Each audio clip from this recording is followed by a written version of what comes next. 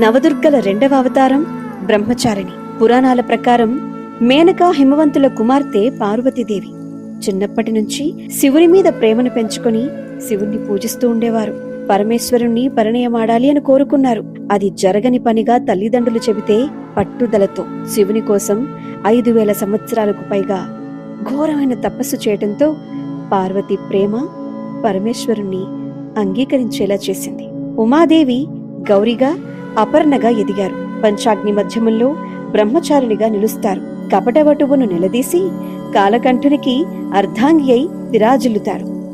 బ్రహ్మచారిణి దేవిని దధానాకర పద్మాభ్యాం అక్షమాల కమండలు దేవి ప్రసీదతుమయి బ్రహ్మచారిణ్యముత్తమ అంటూ అమ్మవారికిష్టమైన పసుపు రంగులో చిత్రాన్నంగాని పులిహోరనుగాను నివేదించి భక్తి ప్రపత్తులతో గనక అమ్మవారిని తలచుకుంటే చాలట కర్మబాధలన్నీ చెదిరిపోయి మోక్షం ప్రాప్తిస్తుందట.